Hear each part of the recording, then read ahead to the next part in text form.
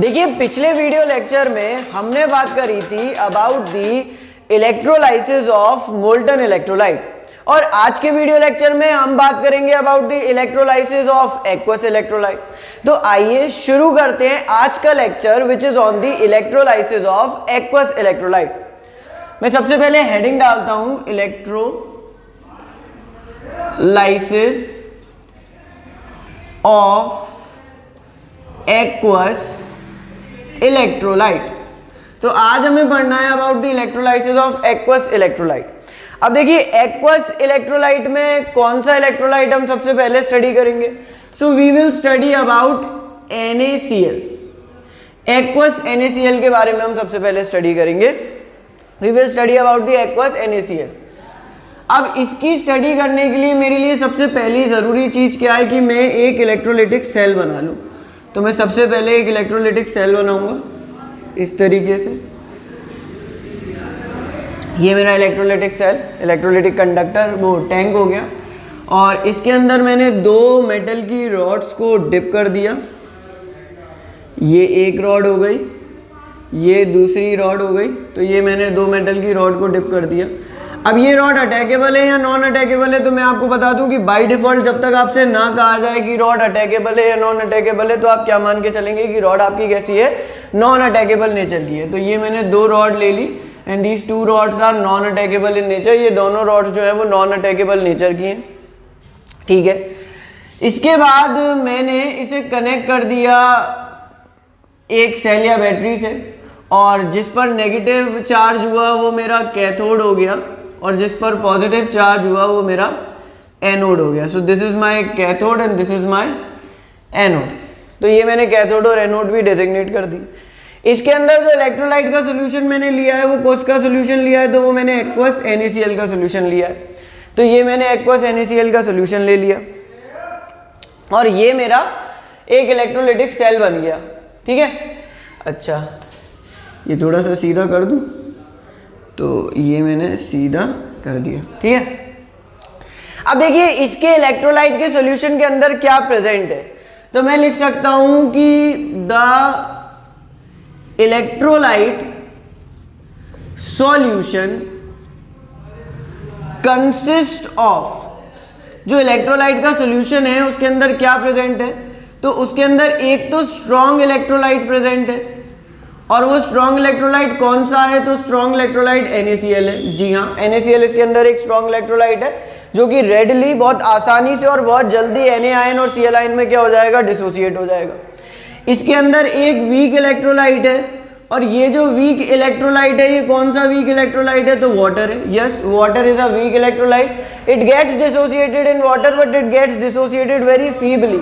बहुत कम डिसोसिएट होता है, बहुत लेस अमाउंट में डिसोसिएट होता है। जो NaCl है वो डिसोसिएट होकर के Na ion and Cl ion produce करेगा और जितने होंगे Na आयन और जितने होंगे Cl आयन वो सारे के सारे डिसोसिएट हो जाएंगे, बिकॉज NaCl एक स्ट्रॉन्ग इलेक्ट्रोलाइट है तो वो पूरी तरीके से डिसोसिएट हो जाएगा।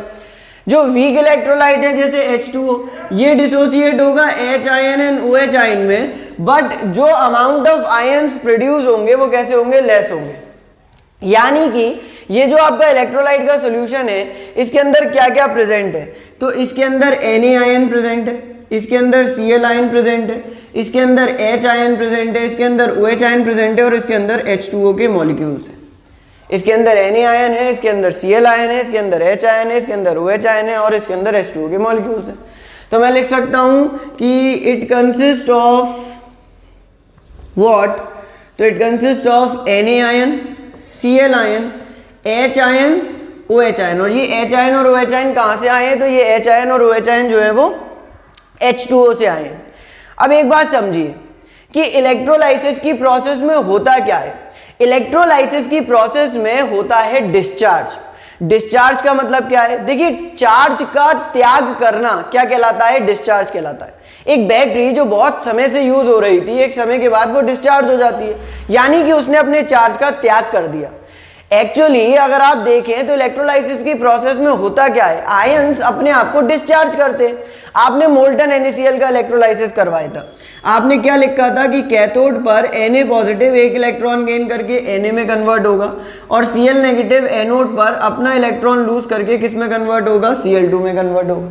तो रियलिटी में यहाँ पर हो क्या रहा है, रियलिटी में एक आयन किस में कन्वर्ट हो रहा है, न्यूट्रल स्पीशीज में कन्वर्ट हो रहा है। और किसी भी आयन का न्यूट्रल स्पीशीज में कन्वर्ट होना ही क्या कहलाता है, डिस्चार्ज कहलाता है। The conversion of an ion into neutral form, the conversion of an ion into neutral species is known as what? It is known as the discharge.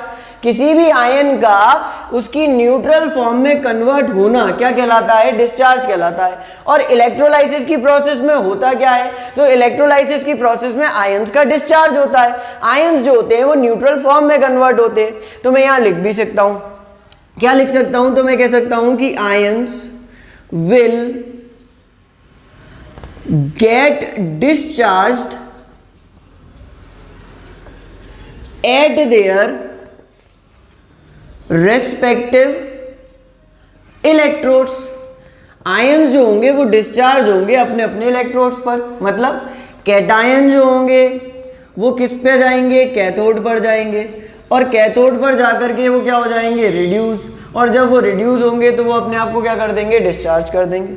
जैसे Na ion जो होगा वो अगर मान लो कैथोड की तरफ जाता है तो वो अपने आप को एक इलेक्ट्रॉन गेन करके न्यूट्रल स्पीशीज में कन्वर्ट कर देगा। यानी कि कैथोड पर कैटायन कैथोड पर जाकर के रिड्यूस होंगे और उनका क्या हो जाएगा, उनका डिस्चार्ज हो जाएगा। इलेक्ट्रोलाइसिस में यही होता है। एनायन जो होंगे वो एनोड पर जाएंगे और एनोड पर जाकर के ऑक्सीडाइज हो जाएंगे और ऑक्सीडाइज होकर के उनका भी क्या हो जाएगा, तो ऑक्सीडाइज होकर के उनका भी डिस्चार्ज हो जाएगा। सिंपल सी बात है। कैटायन कैथोड पर जाएंगे और कैटायन कैथोड पर जाकर के क्या हो जाएंगे, डिस्चार्ज हो जाएंगे। एनायन एनोड पर जाएंगे और एनायन एनोड पर जाकर के क्या हो जाएंगे, डिस्चार्ज हो जाएंगे। कैटायन डिस्चार्ज होंगे with the help of reduction, anion discharge होंगे with the help of oxidation. मैं आपको ये बता रहा हूं कि इलेक्ट्रोलाइसिस का मेन पर्पस क्या था। इलेक्ट्रोलाइसिस का मेन पर्पस था कि आयंस क्या कर सके, डिस्चार्ज कर सके। कैटायंस ऑब्वियसली कैथोड की तरफ मूव करता है तो कैटायंस कैथोड की तरफ जाएंगे और कैथोड पर जाकर के उनका डिस्चार्ज होगा। यानी इसके अंदर जो भी कैटायन दिख रहे हैं they will move towards the cathode और फिर वहां पर डिस्चार्ज की प्रोसेस होगी। आपको जो भी एनायन दिख रहे हैं they will move towards the anode और उन पर वहां पर क्या होगी, डिस्चार्ज की प्रोसेस होगी। एक इंपॉर्टेंट पॉइंट मैं आपको ये बता रहा हूं, यहाँ पर एक इंपॉर्टेंट वेरी इंपॉर्टेंट पॉइंट बता रहा हूं जो आगे हमारी मदद करेगा, उसे याद रखिएगा। और वो बहुत इंपॉर्टेंट पॉइंट ये है कि H2O has the ability to undergo oxidation as well as reduction। बहुत इंपॉर्टेंट पॉइंट बताया है ये मैंने आपको, ये आगे हमारी मदद करेगा कॉन्सेप्ट को समझने में। और वो इंपॉर्टेंट पॉइंट जो मैंने आपसे कहा है वो ये है कि H2O में ये एबिलिटी होती है कि H2O में ऑक्सीडेशन भी हो सकता है और H2O में रिडक्शन भी हो सकता है। क्योंकि देखिए H2O यहाँ पर एक वीक इलेक्ट्रोलाइट की तरह काम कर रहा है तो उसके द्वारा कैटायंस प्रोड्यूस किए जाएंगे बट एनायंस भी प्रोड्यूस किए जाएंगे। बट जो कैटायंस और एनायन H2O प्रोड्यूस करेगा वो बहुत कम होंगे, वो बहुत ही कम होंगे। तो क्या होगा कि रिडक्शन और ऑक्सीडेशन में खुद H2O भी क्या करने लगेगा, पार्टिसिपेट करने लगेगा। ये बात थोड़ी सी अजीब लग रही होगी बट विद प्रूफ मैं आपको ये बात अभी प्रूफ करूंगा। बस 1 मिनट का टाइम है, जब तक आपको ये मान करके चलना पड़ेगा कि H2O की ये एबिलिटी होती है कि वो ऑक्सीडेशन भी शो कर सकता है और रिडक्शन भी शो कर सकता है। ये बहुत इंपॉर्टेंट टॉपिक चल रहा है 2020 के पेपर में। ये 2020 का अभी जो एग्जाम हुआ है इस साल का, उसमें ये 3 मार्क्स का पूछा गया है, electrolysis of aqueous NaCl। So it is very important कि आपको ये बहुत अच्छे से आता हो। इसलिए मैंने आपसे कहा कि आपको करना क्या है, आपको इलेक्ट्रोलाइसिस करना है एक्वस NaCl का। तो आपको क्या करना था, आपको इसके अंदर 2 इलेक्ट्रोड डालनी थी, उन्हें सेल बैटरी से कनेक्ट कर देना था और एक्वस NaCl ले लेना था। एक्वस NaCl का सोल्यूशन कैसा है, तो ये कंसंट्रेटेड सोल्यूशन है। क्योंकि हमें पता है कि जब तक वो ना बोले कि सोल्यूशन डाइल्यूट है या कंसंट्रेटेड है तब तक आप क्या मान के चलेंगे कि सोल्यूशन कैसा है, कंसंट्रेटेड है। फिर मैंने आपको ये कहा कि इलेक्ट्रोलाइटिक सोल्यूशन के अंदर स्ट्रॉन्ग इलेक्ट्रोलाइट है और वीक इलेक्ट्रोलाइट है। यानी इसके अंदर ये आयंस है, इसके अंदर it consist of Na ion, Cl ion, H ion, OH ion और उसके अंदर क्या भी है, H2O भी है।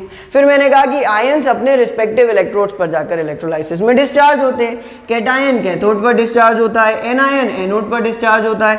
कैटायन कैथोड पर डिस्चार्ज कैसे होता है, तो वो रिड्यूस होकर के होता है। एनायन एनोड पर कैसे डिस्चार्ज होता है, तो ऑक्सीडाइज होकर के होता है। और एक गोल्डन पॉइंट बताया, वो ये पॉइंट था कि H2O में एबिलिटी होती है कि उसके अंदर क्या हो सकता है, ऑक्सीडेशन भी हो सकता है और रिडक्शन भी हो सकता है। आप इतना नोट करिए। और इसके बाद में आपको इंडिविजुअल डिस्चार्जेस बताऊंगा। मतलब डिस्चार्जेस मतलब कि कैसे कैटायन कैथोड पर जाकर के डिस्चार्ज होगा और कैसे एनायन एनोड पर जाकर के डिस्चार्ज होगा। ठीक है, तो मैं इसे साफ करता हूं।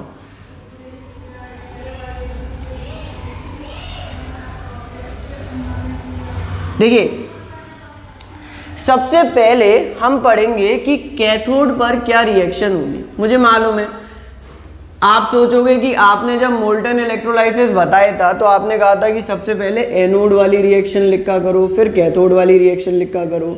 जैसे आपने कहा था कि सबसे पहले लिखो कि Cl नेगेटिव एक इलेक्ट्रॉन दे करके हाफ Cl2 में कन्वर्ट हो रहा है। अगर आपको बैलेंस करनी है तो 2 का मल्टीप्लाई कर दो। मैं हाफ इसलिए लिख देता हूँ क्योंकि फिर ये 2Cl नेगेटिव होगा, फिर ये 2Cl बनाएगा, फिर Cl और Cl जुड़ करके क्या बनाएंगे, Cl2 बनाएंगे। तो मैं सीधे सिंगल स्टेप में लिख देता हूँ कि मैंने एक Cl नेगेटिव लिया तो आधा मॉलिक्यूल किसका बन गया, Cl2 का बन गया। हम थ्योरेटिकली तो ऐसे लिख सकते हैं कि आधा मॉलिक्यूल इसका सब्सटेंस का बन रहा है, बट प्रैक्टिकली तो पूरा ही मॉलिक्यूल होता है। तो फिर हमें बैलेंस करना होगा, तो पूरे बैलेंस करने के लिए फिर मुझे क्या करनी पड़ेगी, पूरी इक्वेशन को 2 से मल्टीप्लाई करना पड़ेगा। ठीक है, तो आपने कहा था कि पहले एनोड वाली रिएक्शन लिखो, फिर आपने कहा था कि एनोड से इलेक्ट्रॉन निकलेगा वो कैथोड पर कैटायन गेन करेगा और उसका क्या हो जाएगा, रिडक्शन हो जाएगा। तो आपने कहा था कि फिर कैथोड की रिएक्शन लिखना। बट देखो, मैंने वहां कहा था और मैंने एक बात भी कही थी कि ऐसा कोई हार्ड एंड फास्ट रूल नहीं है कि आपको एनोड ही एनोड पहले लिखना है। You can write cathode as well. और यहाँ तो मैं आपको सजेस्ट करूंगा कि आप पहले कैथोड वाली रिएक्शन लिखिए, समझिए, क्योंकि आपके लिए समझना कैथोड वाली रिएक्शन से इस पूरे कॉन्सेप्ट को बेहतर होगा, बजाय इसके कि आप पहले एनोड वाली पढ़ लें। जब आप एक बार समझ जाएं उसके बाद आप एनोड वाली रिएक्शन भी पहले लिख सकते हैं, बट मैं सजेस्ट करूंगा कि पहले आप कैथोड वाली रिएक्शन को समझिए। तो देखिए कैथोड पर क्या हो रहा है। तो देखिए, कैथोड पर कैटायंस जाते हैं और कैटायंस जाकर के डिस्चार्ज करते हैं। कैटायंस कैथोड की तरफ मूव करते हैं और कैटायंस कैथोड की तरफ जाकर के डिस्चार्ज करते हैं। तो यहाँ पर कौन कौन से कैटायन दिख रहे हैं, Na आयन और H आयन दिख रहे हैं। तो मैं वही लिखूंगा। क्या लिखूंगा, मैं लिखूंगा कि Na ion and H ion will move towards the cathode to get discharged. Simple सी बात है। मैंने क्या कहा, मैंने कहा कि Na ion and H ion will move towards the cathode to get discharge by undergoing reduction. By undergoing reduction. देखिए, दोनों के दोनों जो कैटायन हैं वो मूव करेंगे किसकी तरफ, नेगेटिव चार्ज वाले इलेक्ट्रोड यानी कैथोड की तरफ। और वो क्या चाहेंगे कि वो डिस्चार्ज हो जाए, क्योंकि उनके अंदर क्या होगा, रिडक्शन होगा। बट देखिए, Na आयन और H आयन दोनों मूव कर रहे हैं कैथोड की तरफ, तो क्या दोनों का रिडक्शन हो जाएगा?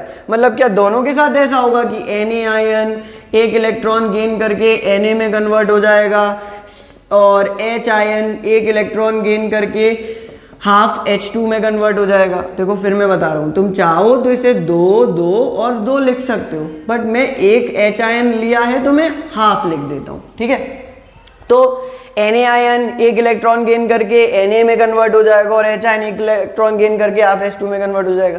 तो इसका मतलब क्या ये है कि कैथोड पर सोडियम भी डिपॉजिट हो जाएगी और कैथोड से हाइड्रोजन गैस भी लिबरेट हो जाएगी? नहीं।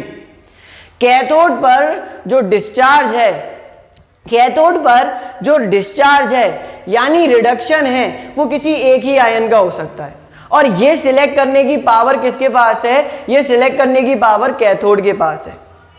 ध्यान से समझो, Na आयन और H आयन दोनों पहुंच गए और Na आयन और H आयन ने कहा चलो भाई Na तुम अपना डिपॉजिट हो जाओ और हाइड्रोजन गैस बन के बाहर ऊपर की तरफ निकल जाता हूँ। तो कैथोड ने कहा कि नहीं, व्हाट इज दिस, ये क्या हो रहा है, ऐसे नहीं। यहाँ पर प्रेफरेंशियल डिस्चार्ज होता है। प्रेफरेंशियल डिस्चार्ज का मतलब होता है कि दोनों में से सिर्फ एक ही होगा जिसका डिस्चार्ज होगा। दोनों में से एक ही होगा जिसका क्या होगा, डिस्चार्ज होगा। यानी cathode has the power, cathode कहेगा कि मेरे पास वो पावर है कि मैं सिलेक्ट करूंगा कि किसका डिस्चार्ज हो सकता है, Na आयन का या H आयन का। इस डिस्चार्ज को कहा जाता है प्रेफरेंशियल डिस्चार्ज, यानी cathode will undergo preferential discharge to select one ion which will get reduce. दोनों में से कैथोड क्या करेगा, प्रेफरेंशियल डिस्चार्ज करेगा। दोनों आयन का रिडक्शन नहीं हो सकता, दोनों आयन डिस्चार्ज नहीं हो सकते, सिर्फ एक ही डिस्चार्ज हो पाएगा। और कौन सा डिस्चार्ज हो पाएगा, जिसे कौन सिलेक्ट करेगा, कैथोड सिलेक्ट करेगा। तो कैथोड पर सिलेक्ट करने का क्या क्राइटेरिया है, देखिए कैथोड पर सिलेक्ट करने का सिंपल सा क्राइटेरिया है इलेक्ट्रोड पोटेंशियल, यानी रिडक्शन पोटेंशियल। देखिए कैथोड पर होता क्या है, रिडक्शन।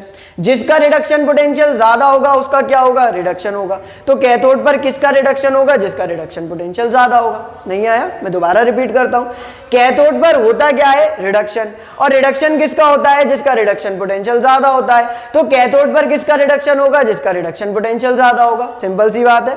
देखिए इसे एनोड के टर्म्स में समझते हैं, क्योंकि एनोड के साथ भी ऐसा ही होने वाला है। एनोड पर होता क्या है, ऑक्सीडेशन। एनोड पर ऑक्सीडेशन होगा किसका, जिसका रिडक्शन पोटेंशियल कम होगा। देखिए एनोड पर होता क्या है, ऑक्सीडेशन। ऑक्सीडेशन होता किसका है, जिसका रिडक्शन पोटेंशियल कम होता है। तो एनोड पर किसका ऑक्सीडेशन होगा, जिसका रिडक्शन पोटेंशियल कम होगा।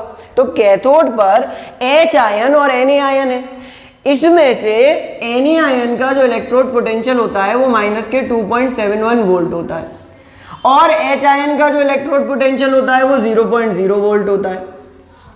अब इन दोनों में से किसका रिडक्शन होगा, तो आपको दिख रहा है कि देखिए कैथोड पर रिडक्शन होता है। रिडक्शन उसका होता है जिसका रिडक्शन पोटेंशियल ज्यादा होता है, और हाइड्रोजन का रिडक्शन पोटेंशियल आपको ज्यादा दिख रहा है।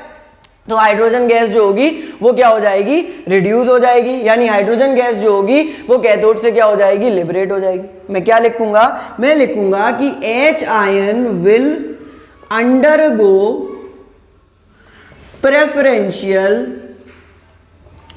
Reduction to produce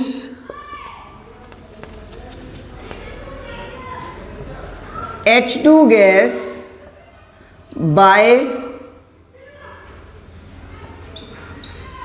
reduction.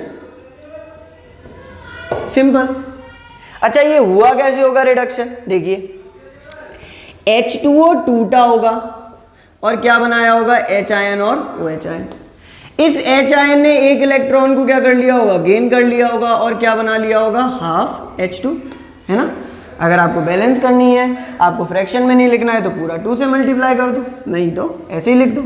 अब मैंने इसे ऐड कर लिया, तो मैं क्या देखता हूं कि H आयन से H आयन कैंसिल हो जाता है, और क्या मिल जाता है, तो मुझे H2O plus electron gives, H2O plus electron gives half H2 plus OH ion मिल जाता है। तो यही तो मैं बता रहा था कि H2O में एबिलिटी है क्या करने की, तो H2O में एबिलिटी है रिडक्शन करने की। देखिए H2O इज गेनिंग इलेक्ट्रॉन, देखो हुआ क्या कि H आयन बहुत कम थे, है ना।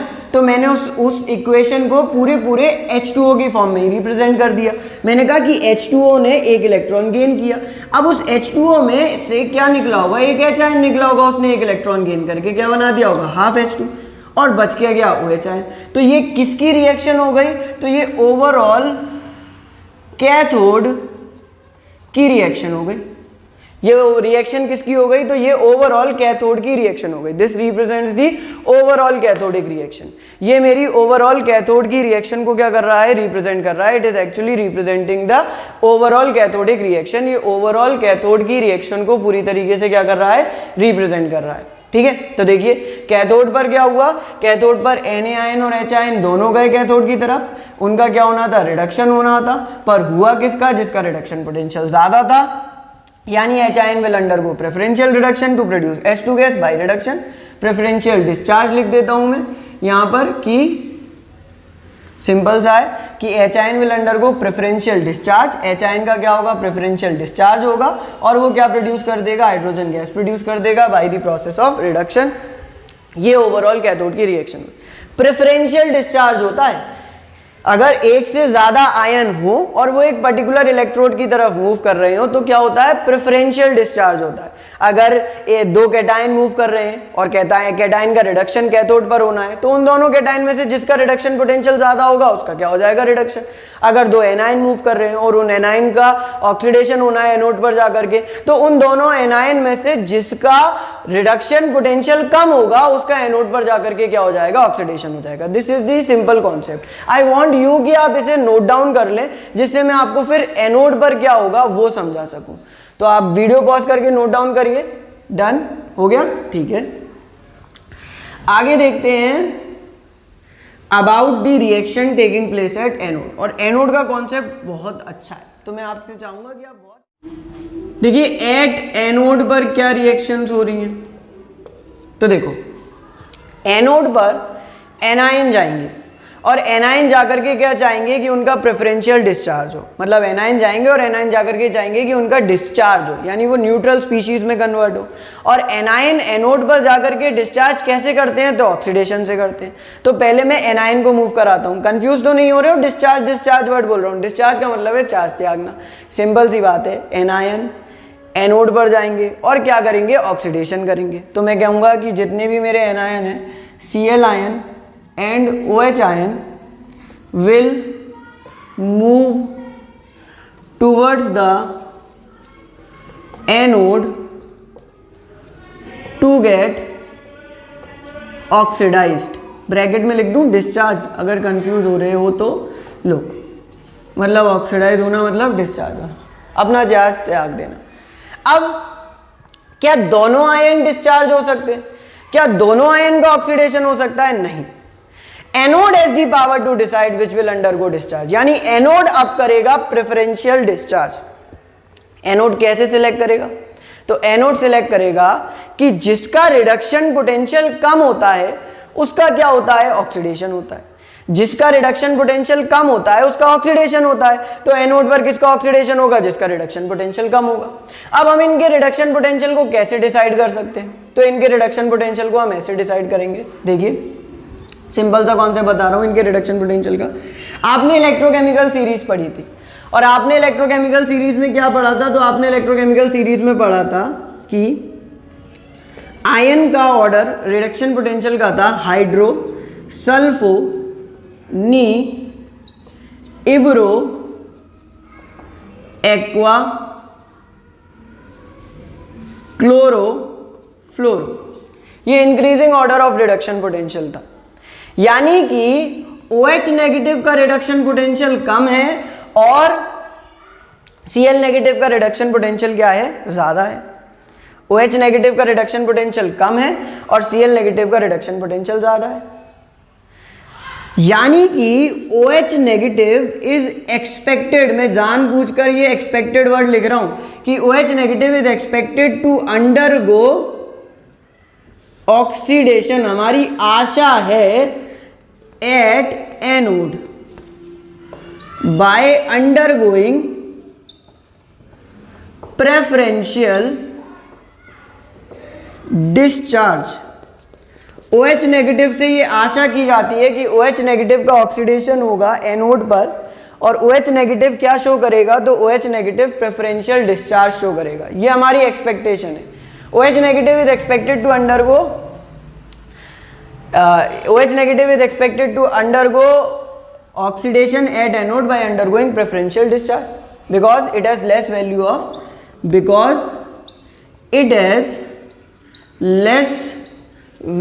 of reduction potential। सिंपल सी बात है कि उसका रिडक्शन पोटेंशियल कम है, तो ऐसे एक्सपेक्टेड है कि उसका रिडक्शन नहीं होना चाहिए, उसका ऑक्सीडेशन होना चाहिए और उसका ऑक्सीडेशन होगा, है नहीं। अगर आपने इतना लिख लिया है तो मैं इसे साफ करता हूँ और मैं आपको बताता हूँ कि OH नेगेटिव का रिडक्शन ऑक्सीडेशन होगा कैसे, उसकी इक्वेशन क्या होगी, है ना। जैसे हमने H आयन की लिखी थी वैसे ही मैं OH आयन की लिखता हूँ। कोई कंफ्यूजन तो नहीं हो रहा है। सिंपल सी बात है कि Cl नेगेटिव और OH नेगेटिव जो होंगे वो किसकी तरफ जाएंगे, एनोड की तरफ जाएंगे ऑक्सीडाइज होने के लिए। बट एक ही का हो सकता है, तो जिसका रिडक्शन पोटेंशियल कम होगा उसका ऑक्सीडेशन होगा। OH नेगेटिव का रिडक्शन पोटेंशियल कम था तो ये एक्सपेक्टेड था कि उसका क्या हो जाना चाहिए था, ऑक्सीडेशन हो जाना चाहिए था। और उसका ऑक्सीडेशन होना कैसे चाहिए था, तो देखो उसका ऑक्सीडेशन कैसे होना चाहिए था। कि ये तो कैथोड का कैथोड ही रहेगा, ठीक है। होना कैसे चाहिए था, देखो H2O क्या प्रोड्यूस करेगा, H आयन और OH आयन। OH आयन क्या करेगा, ऑक्सीडेशन यानी electron lose, OH plus electron. ऐसे ही दो OH आयन कंबाइन करेंगे और कंबाइन करके क्या बना लेंगे, H2O प्लस O बना लेंगे। अब ये जो O है इसके ऐसे ही दो एटम कंबाइन करके क्या बना लेंगे, O2 बना लेंगे। सिंपल सी बात है, कोई घबराने की बात ही नहीं थी। मैंने कहा कि OH आयन आएगा कहाँ से, तो OH आयन H2O से आएगा। जो OH आयन H2O से आएगा तो वो क्या प्रोड्यूस करेगा, एक इलेक्ट्रॉन लूज करके OH प्रोड्यूस करेगा। और OH जो होगा वो कंबाइन करके H2O प्लस O बनाएगा और O कंबाइन करके O2 बनाएंगे। मैंने इस इक्वेशन को बैलेंस करना चाहा, देखिए यहाँ दो O है तो यहाँ दो O प्रोड्यूस होंगे तो पूरी इक्वेशन 2 से मल्टीप्लाई होगी, ये 2। अब यहाँ पर टोटल 4 OH हो गए तो 4 OH प्रोड्यूस होने चाहिए थे, तो ये पूरी इक्वेशन 4 से मल्टीप्लाई होगी। अब यहाँ पर अगर 4 OH नेगेटिव है तो ये पूरी इक्वेशन 4 से मल्टीप्लाई होगी, तो 4 और 4 हो गए। अब इन सारी इक्वेशंस को ऐड कर दो, देखो 2 O और 2 कैंसिल, 4 OH और 4 OH कैंसिल, 4 OH नेगेटिव और 4 OH नेगेटिव कैंसिल, यानी कि 4H2O gives 4H ion plus 2H2O plus 4 electron plus O2, है ना। ये 2H2O को मैं इधर ले आऊं तो क्या हो जाएगा, 2H2O gives 4H ion plus O2 plus 4 electron. ये क्या है, ये मेरी एक्सपेक्टेड एनोड की रिएक्शन है। This is my expected anode की रिएक्शन, एक्सपेक्टेड एनोड रिएक्शन है। अब तुम कहोगे कि OH नेगेटिव तो गायब कर दिया, तो मैंने तो तुमसे पहले ही कह रखा है कि देखो भाई एक बात समझ लो कि OH नेगेटिव का कंसंट्रेशन बहुत कम है, तो वाटर हैज दी पावर कि वाटर ही तो OH नेगेटिव प्रोड्यूस कर रहा है, तो रियलिटी में OH नेगेटिव की जगह वाटर ही होगा जिसका क्या हो रहा होगा, ऑक्सीडेशन और रिडक्शन हो रहा होगा। तो देखिए वाटर का ही क्या हो रहा है, यहाँ पर ऑक्सीडेशन हो रहा है, और इससे पिछली वाली इक्वेशन में वाटर का ही क्या हो रहा था, तो पिछली वाली इक्वेशन में वाटर का ही ऑक्सीडेशन हो रहा था, रिडक्शन हो रहा था। यहाँ पर वाटर का ही ऑक्सीडेशन हो रहा है और उस वाली रिएक्शन में वाटर का ही क्या हो रहा था, तो उस वाली रिएक्शन में देखो मैंने लिखा नहीं था, मैंने लिखा था H2O plus electron gives half H2 plus OH negative. ये मेरी कैथोड की रिएक्शन थी, ये मेरी एनोड की रिएक्शन है ना। ये ओवरऑल कैथोड की रिएक्शन थी, ये ओवरऑल एनोड की रिएक्शन है, but this reaction is expected, ये मेरी आशा है। बट मैं आपको एक क्लियर कर दूं एक चीज कि एनोड पर ऐसा नहीं होता है, यानी हम एक्सपेक्ट करते हैं कि एनोड पर किसका लिबरेशन होगा, ऑक्सीजन का लिबरेशन होगा, बट रियलिटी में एनोड पर ऐसा नहीं होता है, एनोड पर ऑक्सीजन का लिबरेशन नहीं होता है। अब मैं आपको बताऊंगा कि बुक्स में किस तरीके से समझाया गया इस पॉइंट को। रियलिटी में किसका लिबरेशन होता है, क्लोरीन गैस का ही लिबरेशन होता है। अभी तो आप कहोगे कि आपने ये कहा कि क्लोरीन का रिडक्शन पोटेंशियल ज़्यादा है तो क्लोरीन का तो ऑक्सीडेशन नहीं होना चाहिए था, बट आप तो कह रहे हो कि एनोड पर क्लोरीन गैस ही लिबरेट होती है, तो उसका एक रीज़न है ना, मैं आपको बताऊंगा ना, मैं आपको समझाऊंगा ना। बट पहले मैंने आपको अभी तक जो कॉन्सेप्ट से मैं पढ़ाता चल रहा था, मैंने उस कॉन्सेप्ट से आपको बताया कि एक्सपेक्टेड हमसे तो यही था, यही तो सवाल पूछा जाता है, यही तो सवाल पूछते हैं वो कि इट इज एक्सपेक्टेड कि oxygen gas should be liberated at anode but chlorine gas is liberated, why? तो इसका मैं आपको आंसर दूंगा, ठीक है, इसका मैं आपको आंसर दूंगा। बट आप ये तो समझ गए हो ना कि एनोड पर किसका ऑक्सीडेशन हो गया, एक्सपेक्टेड क्या था कि एनोड पर वाटर का ऑक्सीडेशन होगा। It is expected that water will undergo oxidation at anode. It is expected that water will undergo oxidation at anode, और वाटर का भी कौन सा वाला पार्ट, OH नेगेटिव वाला, क्योंकि OH नेगेटिव आया कहां से, वाटर से आया, तो वाटर का क्या हो जाएगा, ऑक्सीडेशन हो जाएगा। ऐसा एक्सपेक्टेड है बट ऐसा नहीं होता है। अब मैं इसे वाटर के रिडक्शन पोटेंशियल के टर्म्स में बताता हूँ आपको। Now I will tell you in terms of water का रिडक्शन पोटेंशियल। आप पूरा ऐसे लिख करके आओ, बिल्कुल सही माना जाएगा, बिल्कुल गलत नहीं माना जाएगा। बट अब इसके आगे की कहानी मैं आपको बताता हूँ, ठीक है। तो इसके आगे की कहानी क्या है कि इन टर्म्स ऑफ वाटर, अब मैं आपको बताता हूं किसके टर्म्स में, वाटर के टर्म्स में। वाटर के टर्म्स में मैं कैसे बताऊंगा, देखिए हो क्या रहा था कि वाटर का ऑक्सीडेशन जब हो रहा था तो वो 4H प्रोड्यूस कर रहा था प्लस O2 प्रोड्यूस कर रहा था प्लस 4 इलेक्ट्रॉन प्रोड्यूस कर रहा था। 2H2O plus 4H plus O2 plus 4 electron. अच्छा, Cl का अगर ऑक्सीडेशन होगा तो क्या प्रोड्यूस करेगा, Cl2 प्लस 2 इलेक्ट्रॉन, यही तो प्रोड्यूस करेगा। और इन दोनों में से किसका ऑक्सीडेशन होगा, तो वही बात है जिसका रिडक्शन पोटेंशियल कम होगा उसका ऑक्सीडेशन होगा। और अगर मैं ECS दोबारा लिखूं तो हाइड्रोसल्फोनी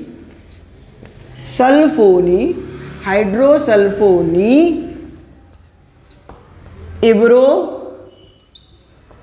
एक्वा क्लोरो फ्लोरो, हाइड्रोसल्फोनी इब्रो एक्वा क्लोरो और फ्लोरो। तो देखो अभी भी वाटर का रिडक्शन पोटेंशियल किससे कम है, क्लोरीन से कम है। वाटर का रिडक्शन पोटेंशियल क्लोरीन से कम है। So water is expected to undergo oxidation following this reaction.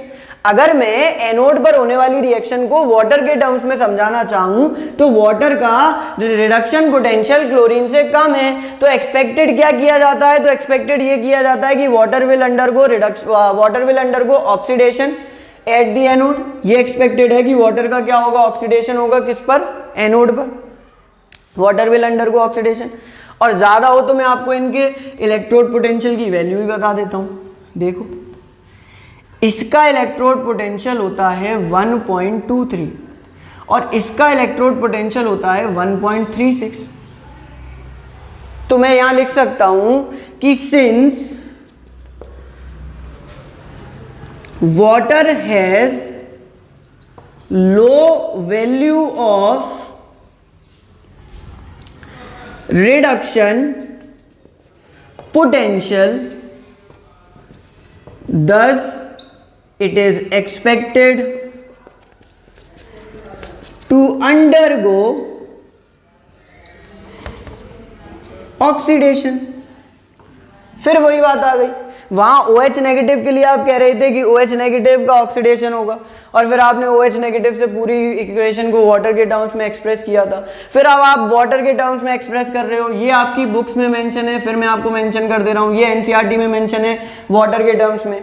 आपको जो लिख करके आना है आपको वो पूरा लिख करके आना है, आपको पूरा लिख करके आना है। आप पूरा एक्सप्लेन करो, आप पूरा बताओ कि OH और Cl के कंपैरिजन में मैं ये चाहता था कि OH का ऑक्सीडेशन हो जाना चाहिए, बट फिर मुझे वहाँ पता चला कि OH का नहीं होता है। तो मैंने OH का क्यों नहीं होता है ये समझने के लिए इस चीज़ को वाटर के टर्म्स में एक्सप्रेस किया। OH का नहीं होता है इस चीज़ को समझने के लिए मैंने इसे वाटर के टर्म्स में एक्सप्रेस किया, और वाटर के टर्म्स में जब एक्सप्रेस किया तो मुझे फिर से वही बात पता चली कि वाटर का जो रिडक्शन पोटेंशियल है, इलेक्ट्रोड पोटेंशियल है कम, तो उसको एक्सपेक्ट किया जाता है कि उसका क्या होगा, ऑक्सीडेशन होगा। बट इन एक्चुअल प्रैक्टिस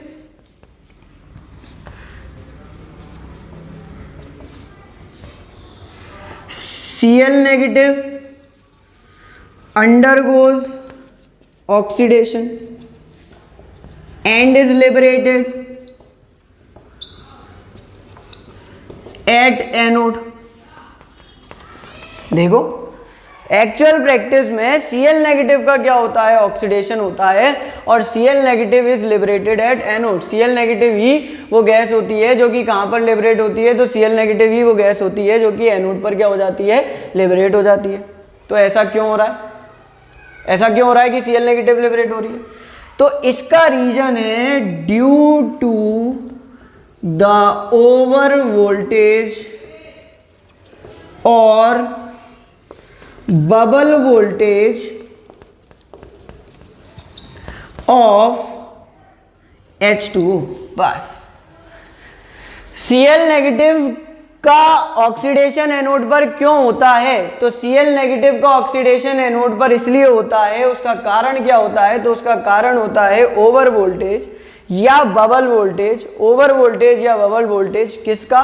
तो ओवर वोल्टेज या बबल वोल्टेज आपके H2O का। अब ये ओवर वोल्टेज और बबल वोल्टेज चीज क्या है, मुझे ये बताना है। इसको मैं साफ कर रहा हूं, फिर मैं आपको ओवर वोल्टेज और बबल वोल्टेज बताता हूं। 2020 के एग्जाम में पूछा जा चुका है ओवर वोल्टेज और बबल वोल्टेज का एक्सप्लेनेशन, बहुत ध्यान से देखना, ठीक है।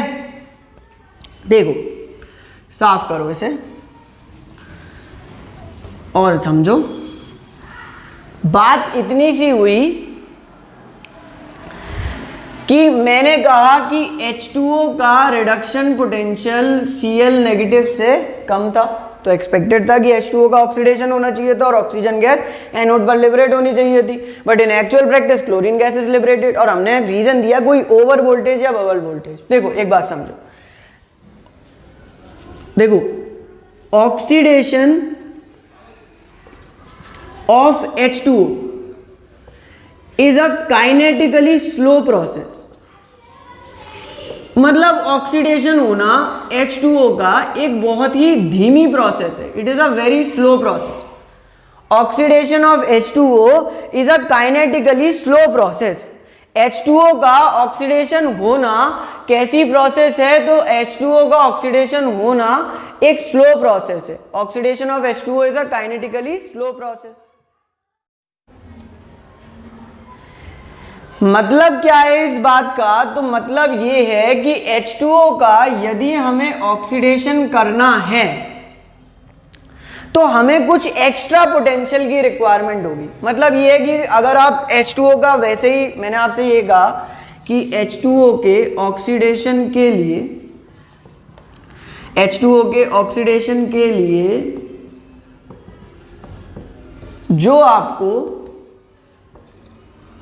पोटेंशियल चाहिए वो 1.23 वोल्ट का चाहिए। बट मैंने कहा कि ये अगर आप ऐसे ही नॉर्मल कंडीशन में करोगे तो ये बहुत स्लो प्रोसेस है।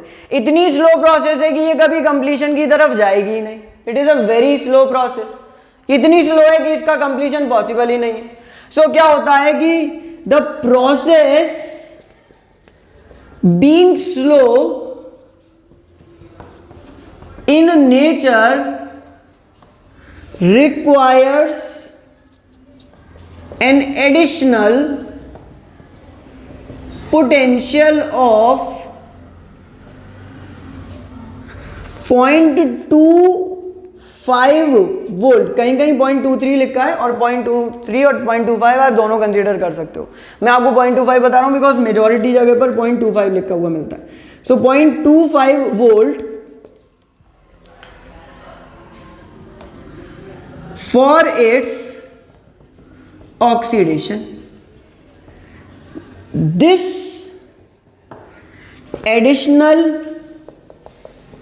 potential is called over voltage. नहीं समझे? देखो अभी सब क्लियर हो गया, अब पूरी प्रोसेस क्लियर हो गई। मैंने आपसे क्या कहा? मैंने आपसे ये कहा, अभी तक ध्यान से समझना, एनोड वाली बता रहा हूं।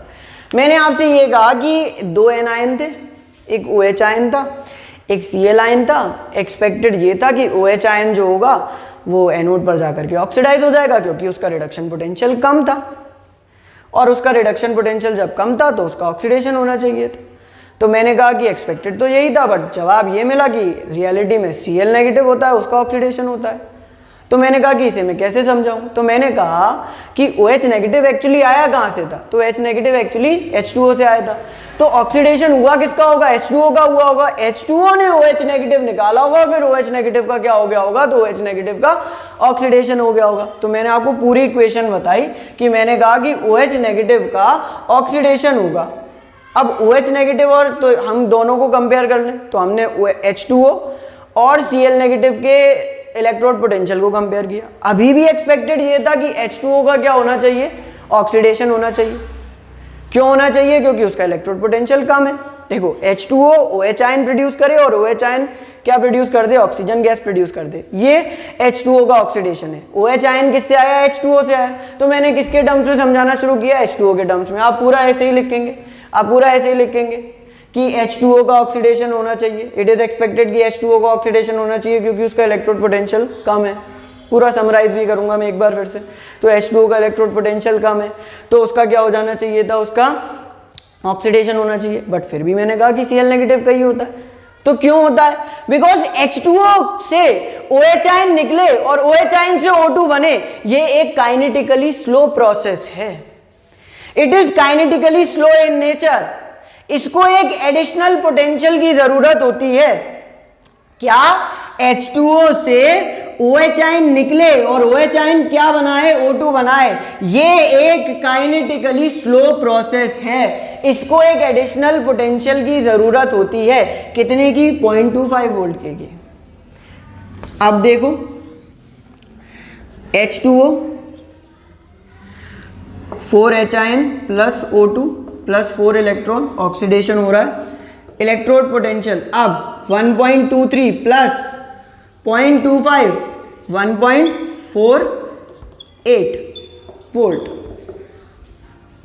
और Cl negative Cl2 plus electron, electrode potential 1.36 volt. किसका कम, किसका ज्यादा, क्लोरीन का कम। इसलिए कौन सी गैस लिबरेट होगी, क्लोरीन गैस ही जो होगी वो क्या हो जाएगी, लिबरेट हो जाएगी। यानी chlorine is liberated at anode because overall it has less value of electrode potential.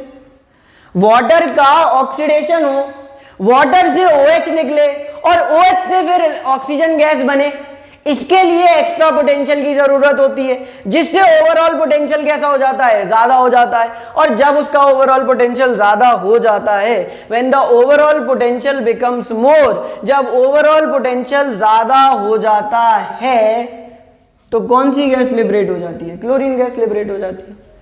नहीं, तो अब मैं आपको दोनों की रिएक्शंस बता देता हूं, देखना क्या होगा।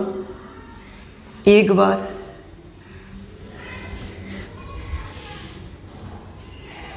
ये साफ ही कर देते हैं, है ना, साइन बना देते हैं यहाँ पर, बच्चे पहचान जाएंगे कि ये कैथोड है, ये एनोड है। ठीक है, कैथोड पर क्या हुआ, सिंपल सा है, शॉर्ट में बताता हूँ कहानी पूरी।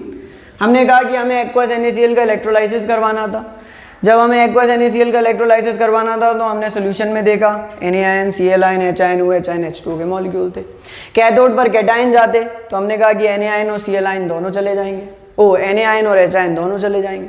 बट मैंने कहा कि कैथोड पर रिडक्शन उसी का होगा जिसका इलेक्ट्रोड पोटेंशियल क्या होगा, ज़्यादा होगा। और H आयन का इलेक्ट्रोड पोटेंशियल Na आयन के इलेक्ट्रोड पोटेंशियल से कैसा था, ज़्यादा था। तो सिंपल सी बात हो गई कि H आयन का क्या हो गया, वहाँ पर रिडक्शन हो गया, है ना। H आयन का वहाँ पर क्या हो गया, रिडक्शन हो गया।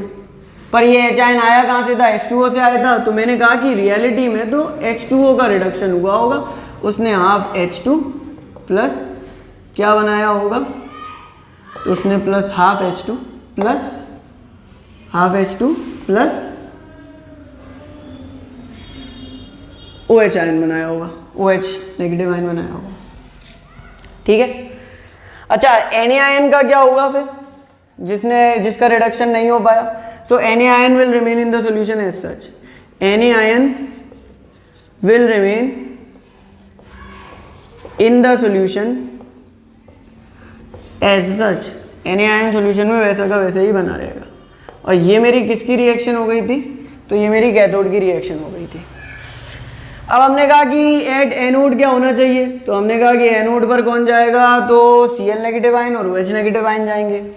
फिर हमने कहा कि Cl नेगेटिव और OH नेगेटिव में एक्सपेक्टेड तो ये था कि Cl नेगेटिव का इलेक्ट्रोड पोटेंशियल ज़्यादा है, तो उसका क्या होना चाहिए था, उसका रिडक्शन होना चाहिए किसी जगह पर। और OH नेगेटिव का ऑक्सीडेशन पोटेंशियल मतलब रिडक्शन, OH नेगेटिव का रिडक्शन पोटेंशियल कैसा है, कम है। तो क्योंकि OH नेगेटिव का रिडक्शन पोटेंशियल कम है तो OH नेगेटिव का क्या होना चाहिए था, तो OH नेगेटिव का ऑक्सीडेशन होना चाहिए था। बट हमने कहा कि ऐसा होता नहीं है, क्यों नहीं होता है? तो देखिए हमने कहा कि H2O से OH नेगेटिव निकले और उससे ऑक्सीजन गैस बने। ये प्रोसेस है काइनेटिकली स्लो प्रोसेस है, ये प्रोसेस है काइनेटिकली स्लो प्रोसेस है। इसमें एक एक्स्ट्रा पोटेंशियल की ज़रूरत होती है जिसे क्या कहा जाता है? ओवर वोल्टेज या बबल वोल्टेज कहा जाता है, जिसकी वजह से ओवरऑल जो H2O का रिडक्शन पोटेंशियल है वो क्या हो जाता है? ज़्यादा हो जाता है, और जिसकी वजह से उसका ऑक्सीडेशन जो है वो क्या नहीं हो पाता है? पॉसिबल नहीं हो पाता है। तो यानी कि एनोड पर कौन आया? तो एनोड पर कौन आया? Cl नेगेटिव आया, और एनोड पर Cl नेगेटिव ने इलेक्ट्रॉन लूज किया, हाफ Cl2 में कन्वर्ट हुआ और इलेक्ट्रॉन में कन्वर्ट हो गया। ठीक है, तो जो OH नेगेटिव था उसका क्या हुआ? तो हम कह देंगे कि OH negative will remain in the solution as such, वो वैसा का वैसे ही बना रहेगा। तो OH negative will remain in the solution as such, OH negative solution में जैसा था वैसा ही बना रहेगा। एक बात बताऊं, ये Na ion and OH ion, Na ion and OH ion will combine to form NaOH। इन्होंने क्या बना लेना है? इन्होंने NaOH बना लेना है। यानी अगर आप एक्वस NaCl का इलेक्ट्रोलाइसिस करवाते हैं तो वो आपसे सवाल पूछेगा कि आपने एक्वस NaCl का इलेक्ट्रोलाइसिस करवाया। एक्वस NaCl जो था वो एक स्ट्रॉन्ग इलेक्ट्रोलाइट है, एक स्ट्रॉन्ग सॉल्ट है, क्योंकि वो एक स्ट्रॉन्ग एसिड और एक स्ट्रॉन्ग बेस से मिलकर के बना है, वो NaOH प्लस HCl से मिलकर के बना है। तो यानी उसका pH जो होगा वो कैसा होगा? 7 होगा। NaCl का pH क्या होगा? 7 होगा। बट जब आप NaCl के एक्वस सोल्यूशन का इलेक्ट्रोलाइसिस करवाते हैं तो जो अब सोल्यूशन बचता है उसका pH 7 से ज़्यादा, 7 से कम या 7 ही रहेगा। तो आपका जवाब रहेगा कि उसका pH 7 से ज़्यादा हो जाएगा। मैं क्या बोला? मैंने ये कहा कि NaCl एक स्ट्रॉन्ग सॉल्ट है। स्ट्रॉन्ग सॉल्ट वो सॉल्ट होते हैं जो किन से मिलकर के बने होते हैं? Strong acid plus strong base से मिलकर के बने होते हैं। NaCl जो है वो NaOH प्लस HCl से मिलकर बना है, तो इसका pH कितना होगा? 7 होगा। जब आपने इलेक्ट्रोलाइसिस करवाया तो रिजल्टिंग सोल्यूशन में क्या बन गया? NaOH बन गया, जिसकी वजह से रिजल्टिंग सोल्यूशन का pH कैसा हो जाएगा? 7 से ज़्यादा हो जाएगा, making the pH of resulting solution greater than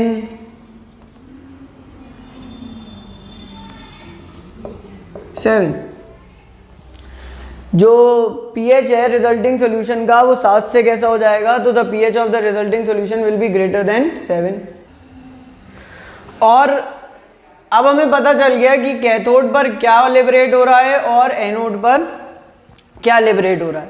हम कह सकते हैं कि hydrogen gas is liberated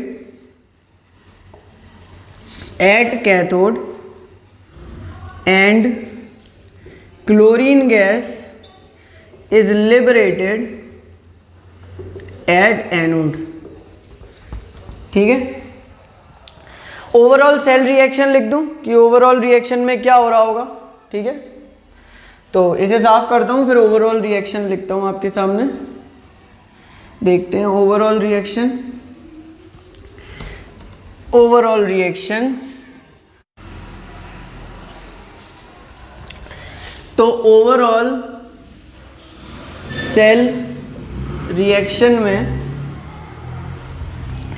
NaCl water की प्रेजेंस में Na आयन दे रहा है और Cl आयन दे रहा है। कैथोड पर क्या रिएक्शन हो रही है? तो H2O एक इलेक्ट्रॉन गेन करके, हो तो H2O से ही H आयन मिल रहा था, तो H2O एक इलेक्ट्रॉन गेन करके हाफ H2 दे रहा है प्लस OH आयन दे रहा है। और एनोड पर क्या रिएक्शन हो रही है? तो एनोड पर Cl negative half Cl2 plus क्या दे रहा है? हाफ Cl2 प्लस इलेक्ट्रॉन दे रहा है। सबको ऐड कर लूँ तो देखिए NaCl, इलेक्ट्रॉन से तो इलेक्ट्रॉन कैंसिल हो गया, NaCl plus H2O, Cl negative से Cl नेगेटिव कैंसिल हो गया, gives half H2 plus half Cl2 plus Na और OH ने कंबाइन करके क्या दे दिया, NaOH दे दिया। This is my overall cell reaction कि जब मैं NaCl का इलेक्ट्रोलाइसिस करवाता हूँ तो मुझे हाइड्रोजन गैस ऑब्टेन होती है किस पर, कैथोड पर, क्लोरीन गैस ऑब्टेन होती है एनोड पर और NaOH ऑब्टेन होता है सॉल्यूशन में। ये चीज़ें मुझे ऑब्टेन हो जाती हैं इलेक्ट्रोलाइसिस ऑफ एक्वस NaCl में। So this is aqueous NaCl का इलेक्ट्रोलाइसिस कि पहले आपने कैथोड पर देखना है, फिर आपने एनोड पर देखना है और फिर आपको ओवरऑल रिएक्शन लिख देना।